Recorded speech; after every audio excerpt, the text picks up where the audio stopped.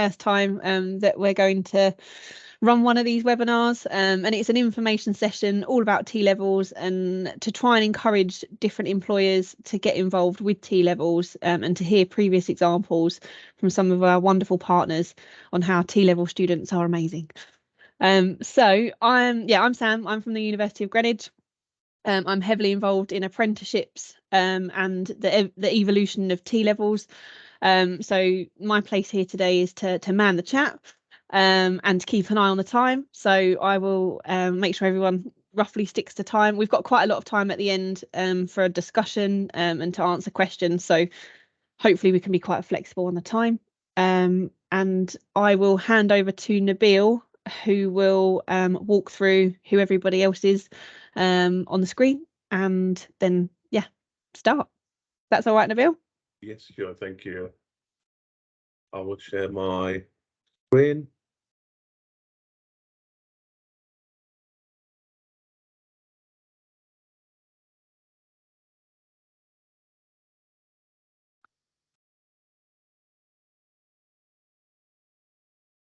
Can you see my screen, Sam? I can see a black screen at the moment. I don't know how if everyone else can see it, but at the moment it's just a bit blank. It might be a connection on my end, but same here, it is just a blank screen.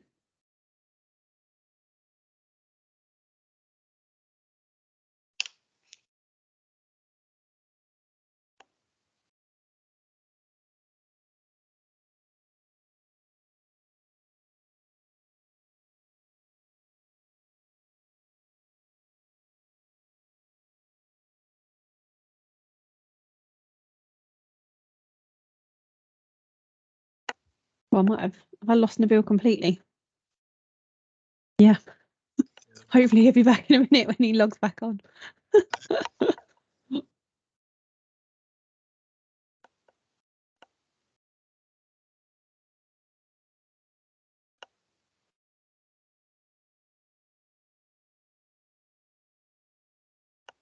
Apologies, everyone. I've been kicked out. Typical. Welcome back. Thank you. There we go. I can see that now. Excellent. Right. Morning, everyone, and thank you all for coming. My name is Nabil Muqabil. I'm the Director of Curriculum at Midland College. I'm the T-level lead. I would like to start with to welcome our presenters today. So basically we have Jack Brennan, our science technician from Midland College here. Also we have Seb Baker from ETF, and we have our employer links, Mark Rolfe and John Griffin from Kent Science Services. And finally, last but not least, Gidri Brando from Avaldis. So thank you all for making it today. Thank you for your contribution and for the ongoing support with our students at Midland College here. To start with, I want to discuss, for the people who are unfamiliar with is T-level. T-level is a new qualification. It was implemented in 2019-20, actually, during lockdown in the wave 1. However, for T-level science, which is our focus today, it's implemented in 2021 and 2022. And we were one of the first cohorts, one of the first cohorts in the country to start delivering T-level science. It's a 2-year program, and it is designed to give students the skills that requires for the industry. It's equivalent to 3 A levels. So basically, it is another alternative route to A levels or BTech or apprenticeship at level 3. It provides wide range of mixtures, so the technical knowledge and the skills. And the most important part of the new thing of it is the 45 days industry placement or 315 hours.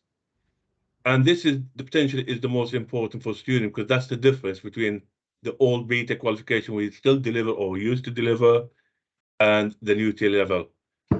If you want to compare what is the difference between T-level and apprenticeship, it's more or less exactly the same, but it's in the other way around, where 80% of the learnings take place in classroom for the T-level and 20% at the workplace. However, the apprenticeship is the other way around. 20% is they release to come to learning environment or provider, and for 80% at the workplace. So they will study a common workplace skills as well, in addition to the core relevant math and English and digital skills to be fully embedded. As I said, it is equal to 3 levels along apprenticeship. But I mean, what is most important is the destination of the T level.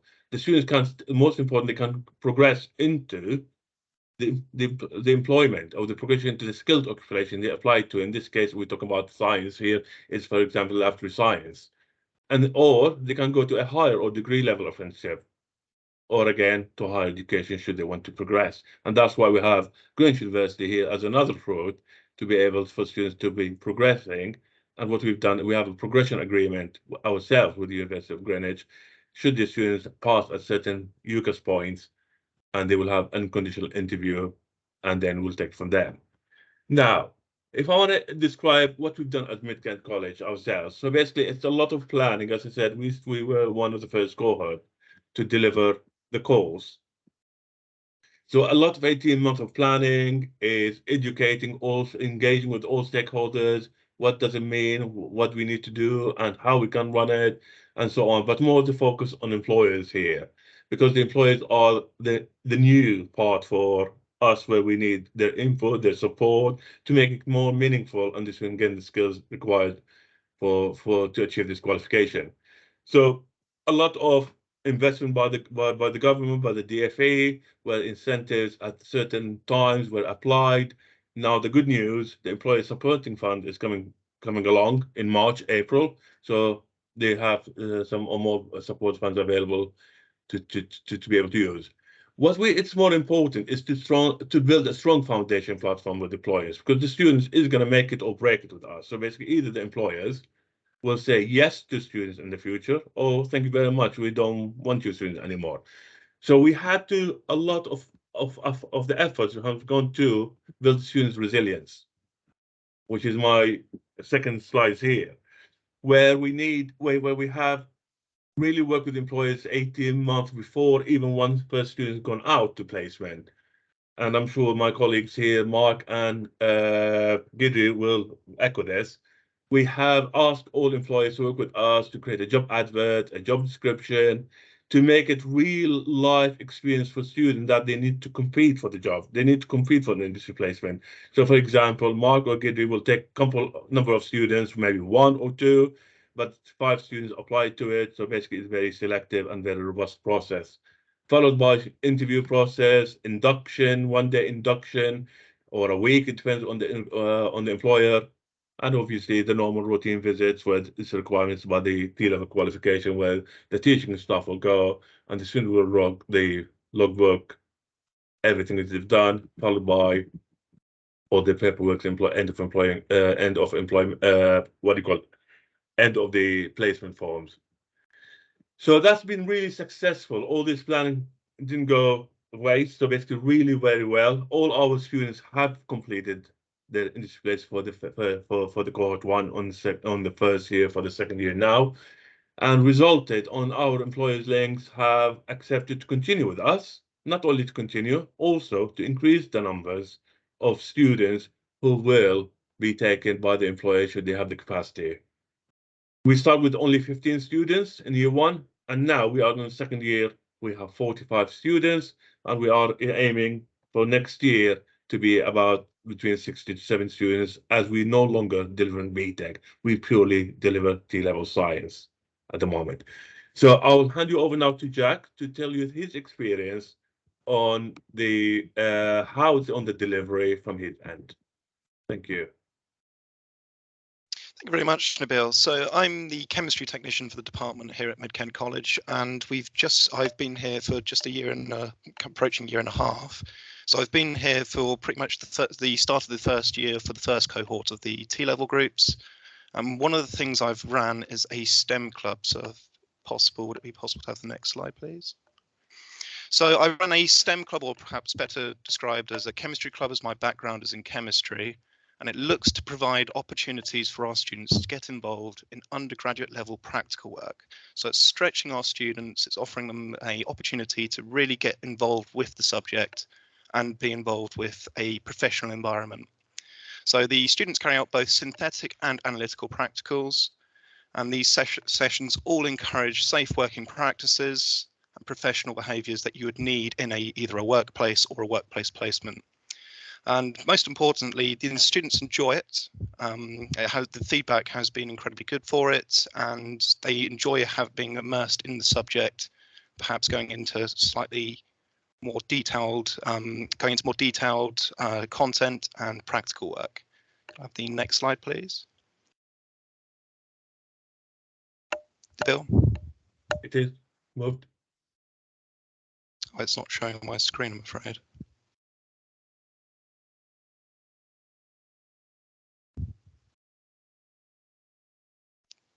Still not showing. Still not showing, I'm afraid. Right.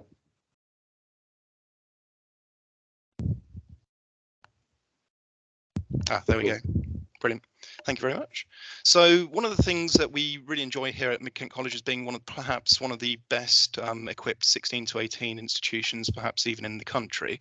We're very fortunate to have our own HPLC system, a UV-Vis photospectrometer and an FTIR spectrometer as well, amongst other pieces of equipment which can be seen on the next slide. So I think we have a Schlenk manifold for things like air sensitive chemistry, polarimeter, a flame photometer, so that can be used in things like salt analysis, as well as rotary evaporators, which really help when doing synthetic projects. So could we follow on, please? So in terms of what these students that we have here, they're not your typical level 3 student because of these extra sessions and also the practical content where we are so fortunate in terms of equipment. We're able to really push the boundaries with the curriculum. So things like, instead of just sitting at, say, TLC, thin layer chromatography, we can move that experiment on to doing TLC from going from TLC of plant pigments to setting up column chromatography column chromatography. And the students saw this. It wasn't the case that they just ran the column. They were involved with the setup, the sample prep, the sample loading, as well as the column loading. Other projects include things like natural product extraction using SOxLic extractors, steam distillation of volatile products. So they did this with limonene. So they took the rind of lemon peels and they were able to then extract by virtue of the immiscible nature of limonene. And they've also carried out many various synthetic transformations. So things like esterifications, hydrolysis of nitrile groups, and as well as they're going to be doing a project in the next few weeks called Pain, Pus and Poison. So they'll be doing converting an aldehyde to an oxime. So in terms of further projects, the students also get the chance to be involved in a much more serious research setting as well. So this project that you see here, see on the slide here, is kindly funded by the Kent Local Section Small Grants Fund. So the project would involve taking limonene, which is readily available and found in the waste from the fruit and juicing industry, and it would involve epoxidation of the limonene, and then it can be cured to make polymers using cross-linking agents like camphoric acid or citric acid or other anhydrides as well. So next slide, please. So one of the things here is that the STEM club or the chemistry club really can help promote or sort of offer a springboard for our students to go from the classroom into the workplace placement. So I can run bespoke sessions for the placement facilitators. And another thing to mention is that the curriculum is split into Core A and Core B, and the Core A content involves lots of sections where they have to learn about writing and following standard operating procedures, as well as writing risk assessments, and they need to be aware of the health and safety legislation that they need to be covered by in the workplace. So I think that's everything I want to sort of talk about. Thank you very much. Thank you, Jack. I will hand over to Seb from ETF. Hello, everybody.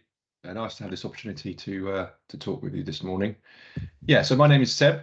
I work as an area relationship and development lead for the ETF, which, in case you're not aware, stands for the Education and Training Foundation. And I'm going to talk to you a little bit about how we work to support T-levels across the country in their rollout, and in particular the fine work that we've been doing with Mid-Kent College. So in my particular role, I work with about 25 different providers, for me specifically across Sussex and then in Kent. And we have regular meetings with the T-level lead. So I have regular meetings with Nabil, for example, just to find out how the rollout of T-levels is going and to support really in whatever way we can. One of the first ways that we do this is through training needs analysis. So we do this at an organisational level and then at an individual level. It's a series of questions that we ask teaching staff and colleagues, and they can rate how confident they feel about the rollout of T-levels, curriculum content, the work involved with the industry placement from 1 to 10. And then using that, we can then develop a development plan that's bespoke to them and which helps them feel as confident as possible as we introduce this exciting, but at the same time, challenging new qualification. Thank you. We can have the next slide. Thank you. So one of the things that we do is we've developed a program of CPD called the T-level Professional Development Offer. And the very first step is those organisational and individual training needs analysis that I described. And then following that, we can signpost to various forms of CPD and support for staff. So you can see the first blue box there, more generic courses around understanding the rationale behind why T-levels have been brought in, the educational landscape that existed before, the direction that the DFE wants to take us in. Then in the red box, we've got more specific T-level route courses. So for example, introduction to the science route, teaching and learning on the science T-level, and the particular elements that staff will need to be aware of for individual T-levels. Then you've got the green box there, which is CPD support for leaders as they support their staff in introducing this important new qualification. And that's introduced at various points, whether it's middle managers and middle leaders, strategic leaders, and even governors as well. And then finally there in the purple box, we have the wider support that's part of the T-level Professional Development Offer, TLPD. I'll talk about industry insights, which is the first one listed there in just a second, but we've got networks that run nationally, which gives teaching staff and T-level leads the opportunity to talk to others across the country. And then we have T-level resource improvement projects as well, where potentially a provider, particularly an early provider like Mid-Kent, that has really been a bit of a trailblazer in introducing T-levels. They've got quite a lot of experience now, and they can work on projects that can therefore improve the experience for newer schools and colleges that are also going to try and introduce T-levels. So they can apply to be part of those T-level resource improvement projects. So the next slide will talk about industry insights. Could I have the one just before, Nabil? Sorry. Is it slide 18? This is it. Right. So this is the rationale behind the industry insights offer. And that is that as important as the industry placement is to the success of a T-level, and it's critical. And as Nabil said, developing that really great relationship with employers really is important. But something that's also important is that we look to give teaching staff the opportunity to update their understanding of contemporary and current industry practice. It's really, really important part of successful T-level delivery. Our T-level teachers potentially worked in industry maybe 5 years ago, 10 years ago. It could even be even longer ago than that. There are even some teachers amongst us that went straight from a degree and straight into teaching, so never had the opportunity to work in industry beforehand. And so industry insights is an opportunity for teachers to have a day, 2 days, 3 days where they go in and they have the chance to talk to employers, talk to people working right now in the sector, so that they can then go back to the classroom and they're enriched and they can then pass that on to the students that they're in front of. Thank you, Nabil. That's it. That's the slide. So this is the way that Industry Insights takes place. It can happen on an individual work placement level. It can happen on a group level. So if you've got more staff, potentially they can participate in it like that. Industry mentoring as well, which is regular meetings on a one-to-one basis where the teacher can ask questions. And you can see other forms of collaboration and workshop there as well. So we're working with a lot of employers these days to try and put on these important upskilling events and training sessions for staff. So something that I wanted to highlight in addition and alongside the importance of setting up that industry placement for the students. Thank you. Next slide. Brilliant. So we've been working really well with Mid Kent College. As Nabil said, Mid Kent College is one of the sort of the first providers to introduce T-levels, and we have regular meetings. We share sector intelligence, what's happening across the sector up and down the country as T-levels develop. And of course, as with anything, there's always some teething issues with T-levels. It's a new qualification. It's a big change, and how we can navigate those. We run regular training needs analysis for curriculum teams, including something called a skills audit, where we look at a breakdown of the specification and can identify if there's areas of the specification that are maybe a little bit more difficult for teaching staff to cover, they haven't covered before. It was said earlier that it is a different experience. The students are a different kind of beast, if you like. And then in part, that's because the specification of a T-level is tough. It's a challenging qualification, deliberately so. But of course, teachers then need to rise with that challenge as well. As I said, attendance and participation at national networks. Mid Kent has been heavily involved in that. And as well with the Industry Insights opportunities that exist. I know there are people on the call today that have made the most of those opportunities that exist and massively benefited for doing so. So, I mean, all in all, I would say that I work with a lot of different providers, but working with Mid Kent is a real pleasure. They've really understood the importance of T-levels, how to make T-levels work really, really well.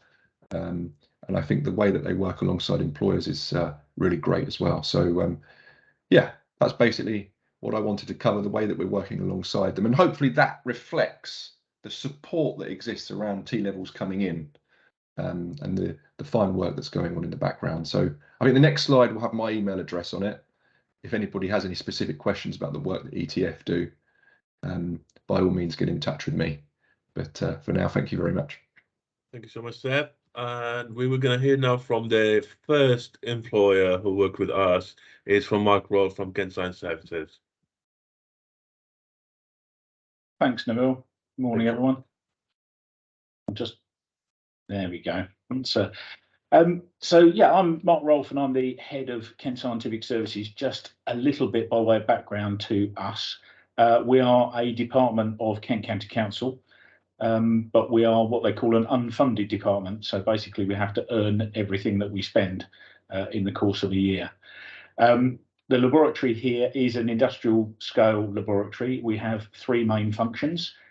We are one of only 4 official food and feed control laboratories in England. We also do work for the senior coroners in Kent, analysing samples taken during post-mortems to help the coroners to understand potentially cause of death. And we also maintain the local standards for weight and measure for pretty much the whole of the southeast of England and calibrate weights and measures for local authorities and for businesses actually in the main. The kind of techniques that we, excellent, I didn't even get to say next slide. No. The kind of techniques we get involved in, interestingly, some of this stuff sort of aligns with some of the slides I think that Jack put up earlier. So the top left slide, the box at the far end is one of our high performance liquid chromatography instruments. Here it's associated with a triple quad mass spectrometer. We can find down to parts per billion when we're looking for things like pesticides and so on in fruit and vegetables. We use atomic absorption spectrometry for finding heavy metals, particularly in food and animal feed. The sort of box to the bottom left is an automated fibre analyser when we're trying to establish the amount of fibre in a nutritional declaration on food.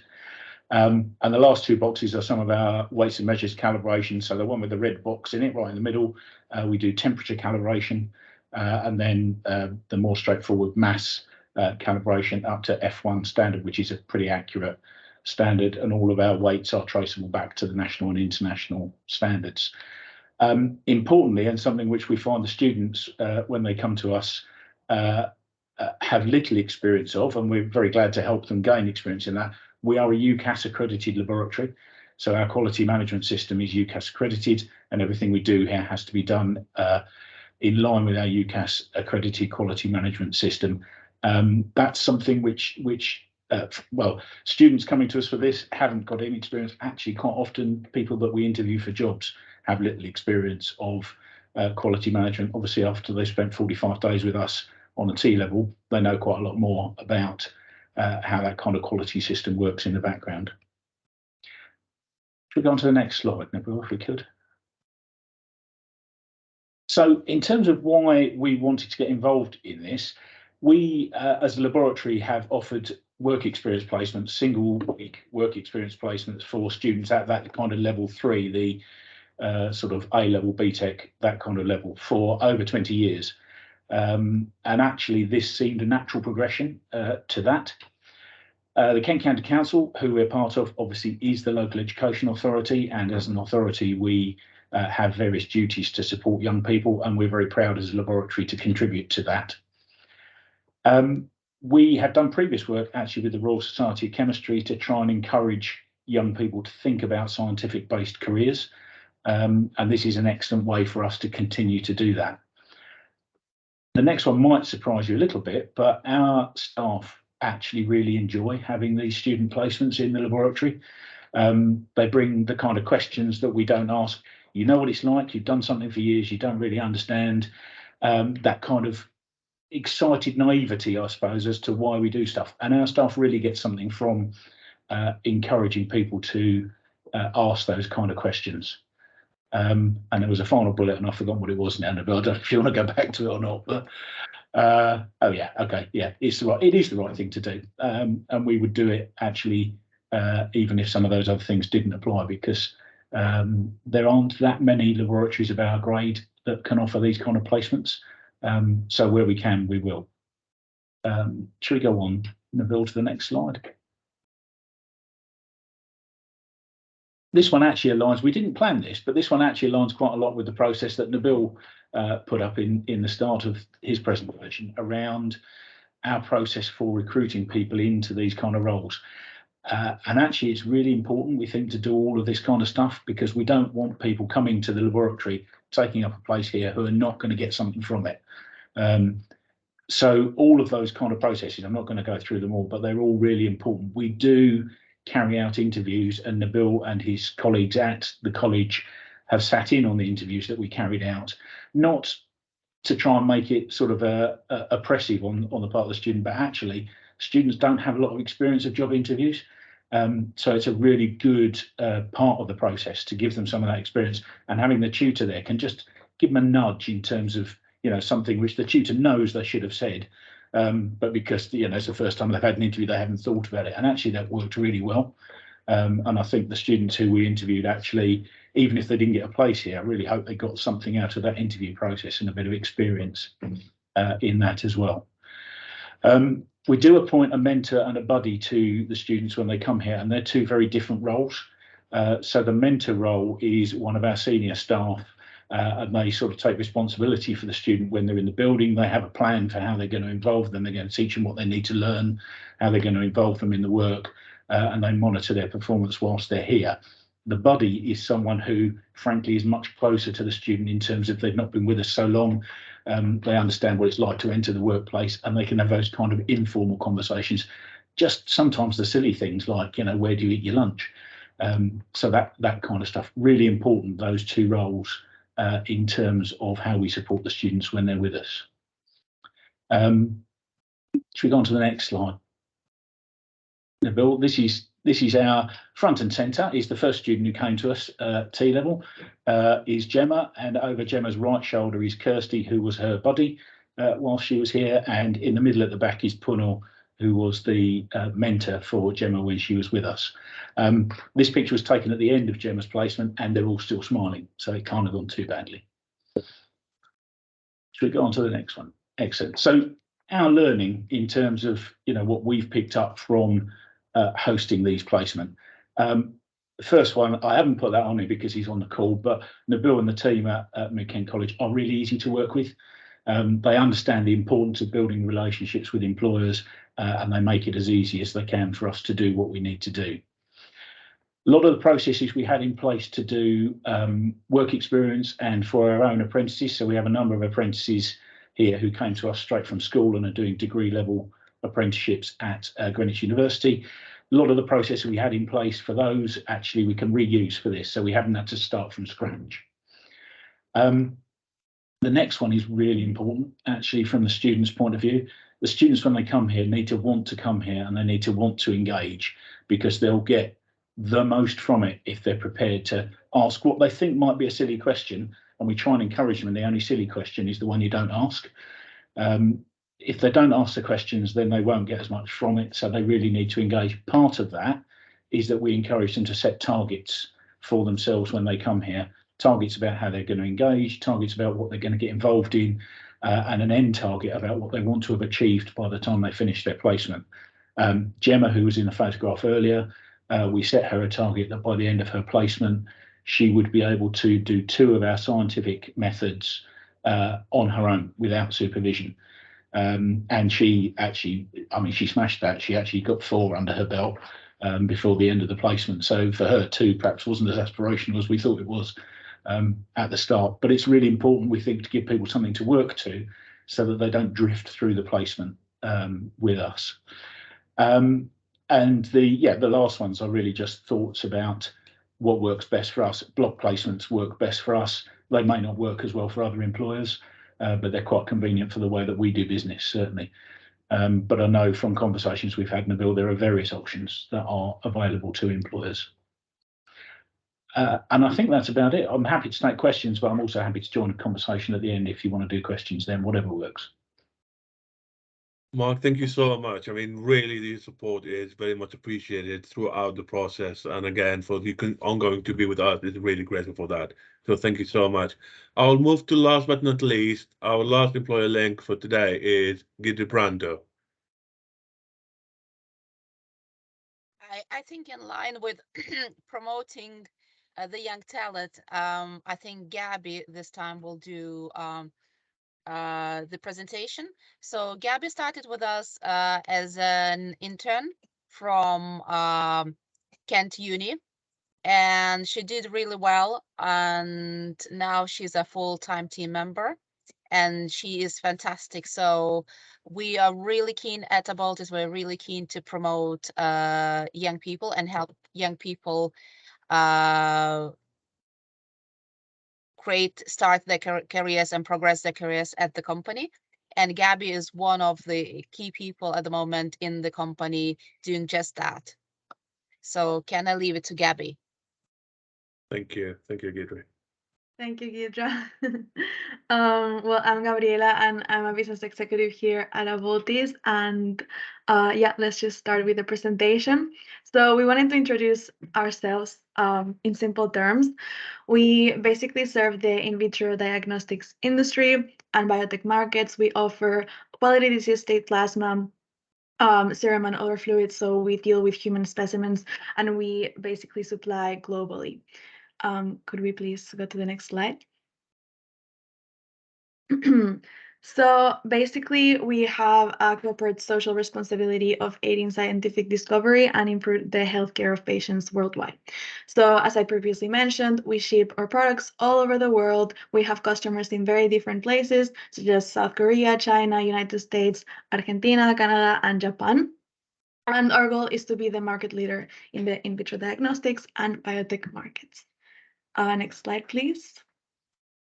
So Gidra introduced herself previously, but she's our managing director, and she actually has been contributing, with to the community with internships, work experience placements, and trainee placements for many, many years. So this is just one more year that we want to contribute to different people to help them get their foot in the door and just start their placement and just have an insight into how real world businesses work.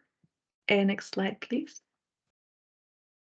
So this slide, actually, we wanted to ask you if you could feel free to provide it to the rest of the students because it's more targeted towards the students. So we in the next few slides we will state how we can help them to gain experience with us and the different tasks and what they're going to be involved in during their placement. So yeah, basically this we want to outline how good is for them to actually get experience in the industry and how working with us can potentially help them be employed in the future. So yeah, please can you go to the next slide? These are some of the tasks that they will be involved in. We have actually set process for them once they come in with us. So we, as the previous employer mentioned, we also have interviews. We deliver mock interviews for them. We advise them to just come and treat this as a normal interview, as if they would come to a normal job, to prepare them for the future. And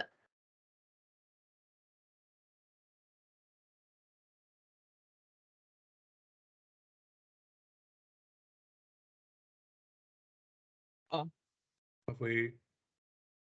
Oh, No, okay, she's gone. back. Sorry. She's back. Sorry, I don't know what went wrong. Yeah, but we would provide them with a starter pack prior to starting their work placement.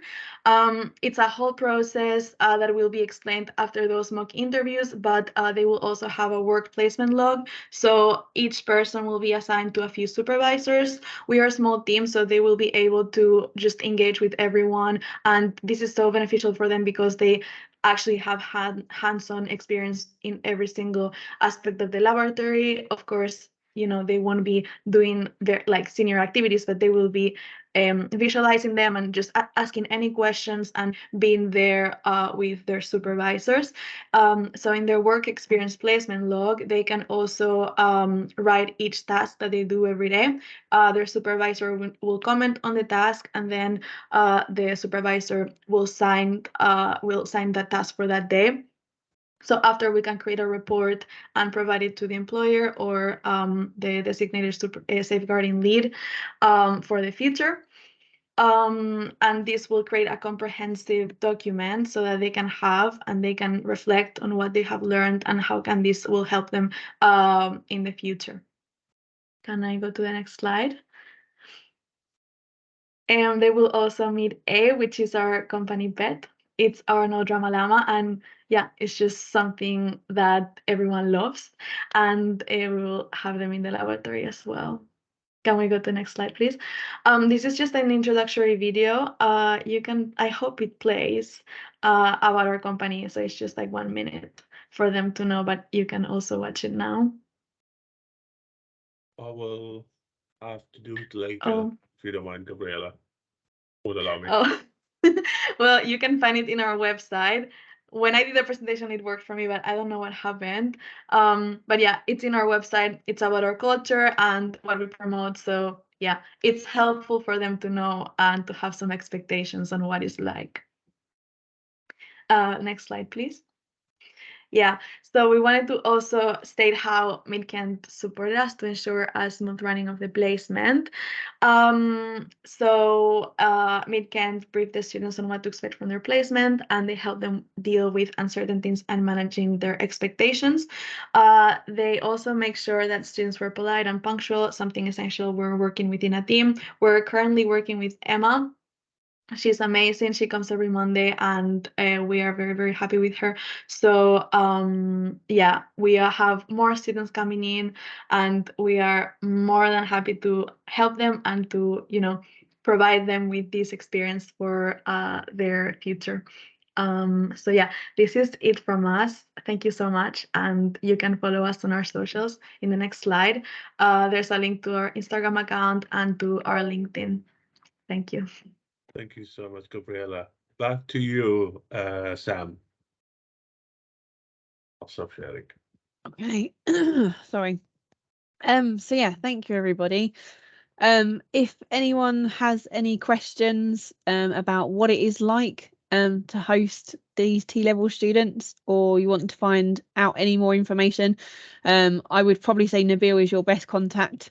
He is the font of knowledge when it comes to T-levels and organising these placements. But there's a few comments that have been put in the chat, Nabil, around AJ. I'm going to go back to your comments. The first one was about utilising the STEM network for employer contacts. And I know we do a little bit with the STEM network, but I don't know how involved Mid-Kent College is with the STEM network and their employer contacts. If you want to make any comments about that.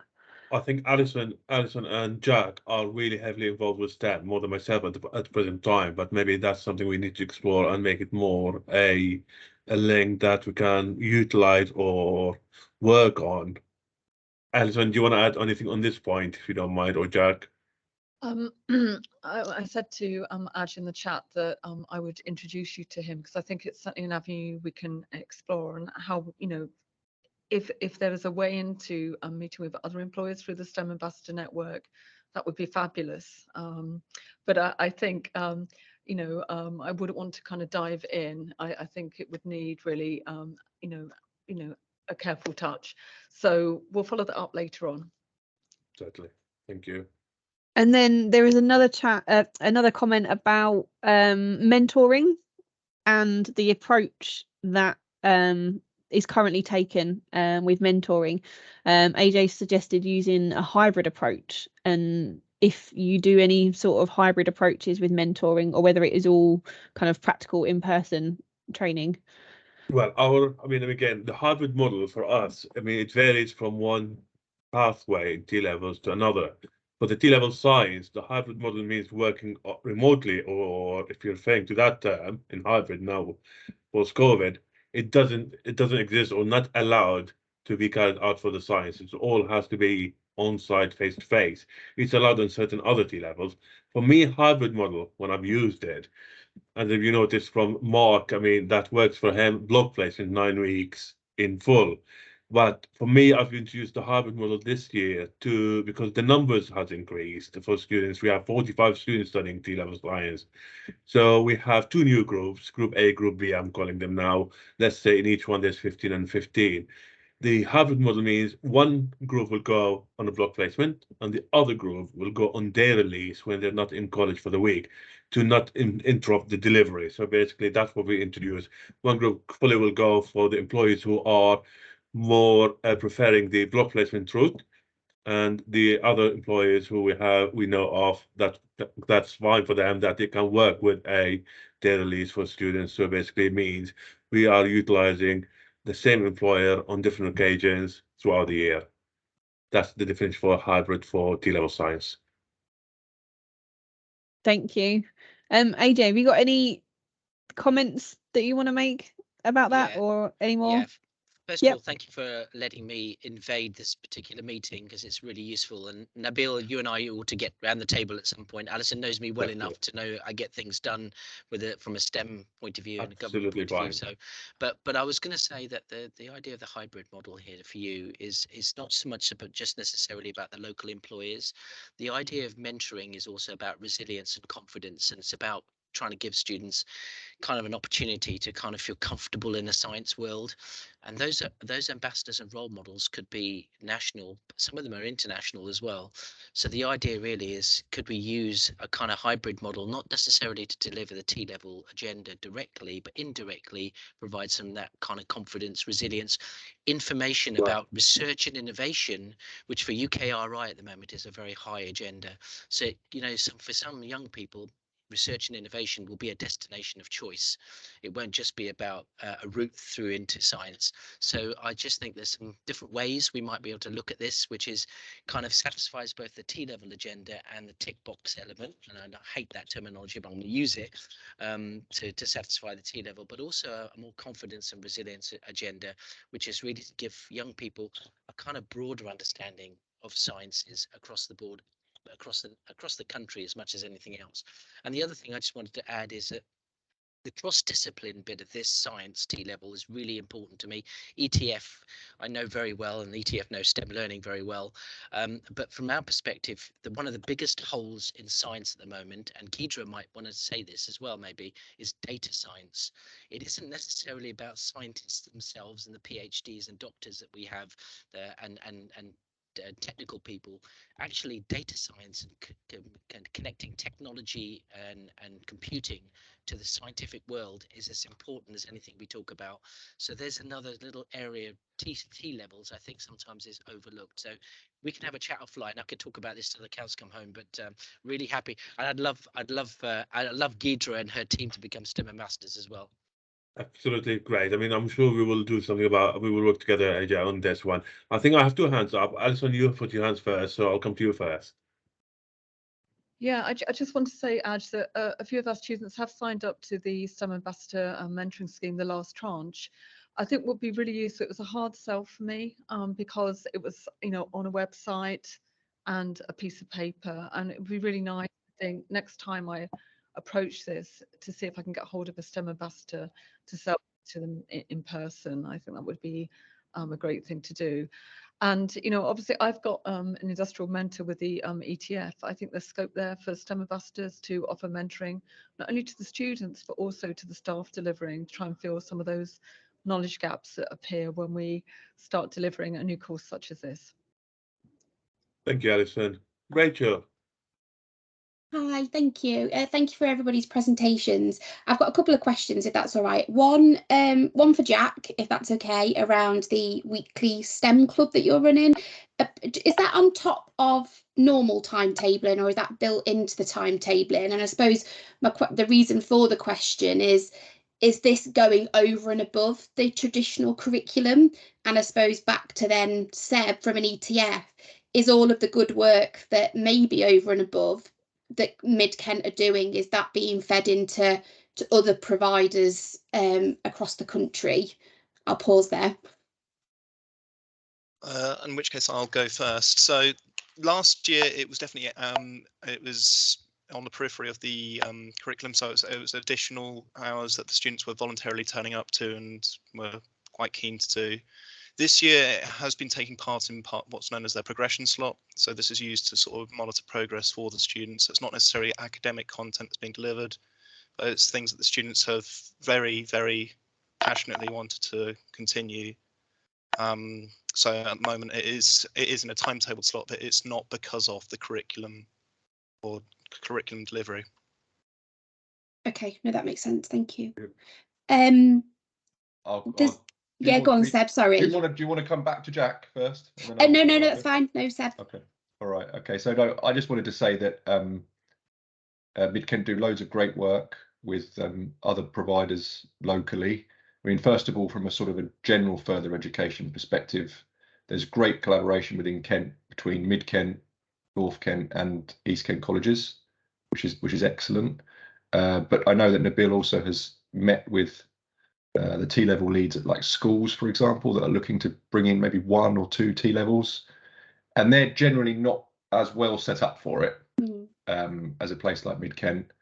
And Nabil's met with them and talked through his experience, the things that work, the things that don't work, the different approaches that one could possibly take, with a particular focus on the industry placement. So, I mean, whenever a provider's approached me and said, is there anyone I can talk to with a bit of experience, whether or not he thanks me for it, I always put forward Nabil's name, because I know that he's more than happy to share and help out.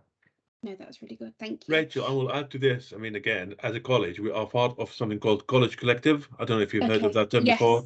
So basically, I am allegedly being put down as a collective, what do you call it? The T-level lead for Okay. 23 colleges. So basically, I share good practice, or we network with them to support each other in the process of on T-level.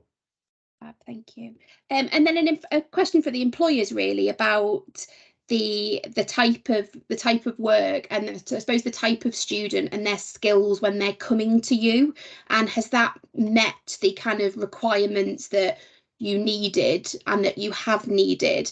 And the reason that I'm asking this and the reason that I'm here is I'm supporting other science employers who are considering dipping their toe in the water, but there is a lot of nerves around just what kind of student they are going to get, aligned with the type of typical activities that they can actually allocate to somebody. And I think, you know, examples of where it is working, the type of activities that people are doing are really, really useful, and we need to get more of that messaging out there. But I suppose it's just from both employers, have your expectations been realistic, and the kind of, when they come in, what kind of activities have they been able to do straight away, or has it been very much a slow burn, 100% supervision, and then gradually, as they've developed their skills, they've then been able to take some tasks on? Shall I go Mark? first? Yeah. Yeah. Thank you. So from our point of view, I said one of the advantages that we had is that we take work experience placements anyway from schools and colleges. So we're quite used to students coming to us from that kind of sort of level 3 kind of academic training background. So we sort of had an idea what to expect. We set out to have a program where they get trained in our methods. So our methods within our quality manual. And as I said, in relation to Gemma, she had a target of being able to do 2 of those independently by the end of her placement with us. So from our point of view, I'm not sure if we were spoiled with Gemma, but she came with all of the right attitude that we would look for in terms of punctuality and wanting to get engaged with people. And actually, that's the stuff you can't teach. If they've got the right approach to it, then anything else we could cope with, frankly. And we have a program of doing this anyway, which we just expanded. And we also use the program, as I think I might have mentioned, that we have when we get new apprentices come to join us when they start their program of study with the university. Obviously, they come to us straight from education generally. So we have an understanding of how we can get them up to speed with doing some of the, frankly, the more straightforward methods. But by the time they finish with us, and which is why the 9 weeks works for us, is that they are independent in at least 2 methods when they leave us from start to finish. So they do everything from booking the sample in reception to doing the quality control checks and presenting their findings to our public analyst at the end of the process. And in fact, I know in relation to one of Gemma's methods, she actually achieved better QC results than the full-time analyst who does it all the time. Oh wow, that's amazing. Yeah, and I hope she's still very proud of that. And but yeah, they come to us, or certainly the experience we had is that they come to us with the right attitude, and then we can support them in terms of what skills they need when they're in the lab. And I think, Rachel, the process did help a lot in preparing the students to that mentality and the shortlisting. And we don't send them straight away. As you can see here, we didn't send them until the 2nd year to build that, ability and students, mindset to be ready to go out. Brilliant. Yado, have you got any comments as well from your perspective? Well, I think one of these things is that it does depend where the youngster sees themselves progressing to. So there are people that are more interested in academic side of basically research. There are some students that are more interested in the sort of the big picture and the commerce side of and basically I think it's very, very important to understand where they really want to go, and then tailor the experience to them. And in a small company like ours, we do have lots of varied roles and lots of varied opportunities for them. So, and I think one of the things we are working on is actually to put together proper curriculum, and Gabby has done a lot of it. So basically, when the work experience person comes in, they know who they would be reporting to. They know what they would be doing in the first few days. And basically, so there's these expectations are managed. You know, they come in and they know that they're not gonna start and get in the first week they will not get Nobel Prize in the first week. They will start with basic things, simple things, and then as they learn those, they will progress and they will get assessed and get supported. But basically, there's a gradual progression towards more and more interesting things. And I think the key is actually for us, we are also learning.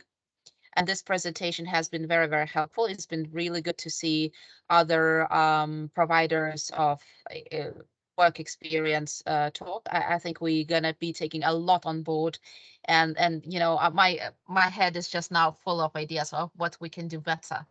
So that's the goal, I suppose, of these meetings, isn't it? Thank you. I know we've only got 3 minutes left. Sharon, I can see your hand up as well. Have you got a question or a comment? I've got a comment, thank you. And I think it just leads on quite nicely to say that, you know, here at the University of Greenwich, we welcome T-level learners onto our undergraduate programmes and courses and our degree apprenticeships as well, because we know that these, you know, T-level learners, they bring valuable experience and knowledge from completing their industry placements. And, you know, we will continue to look forward to receiving their applications, because you know, we know they will have achieved the knowledge, skills and behaviours that employers have provided and what the university are looking for in order for them to progress on their chosen pathways. Thanks, Sam. Okay. Oh, is there any other things in the chat? No, I don't think there's any more questions in there. Okay. So yeah, so I mean, obviously this has been recorded. So if anyone's got anybody that you feel would benefit from this information, please forward on the recording. Once it downloads into the chat, the link will be there. And yeah, please keep spreading the word about T-levels and trying to get more people involved. And as I said, the best person to contact is probably Nabil. If anyone's got any further questions, is that all right, Nabil? Absolutely fine, but everyone Okay. everyone can contribute. Well, thank you so much all for your help, for your contribution, for your attendance. I wish you a lovely day. Thanks, everyone. Thank you. Thank you. Bye. Well.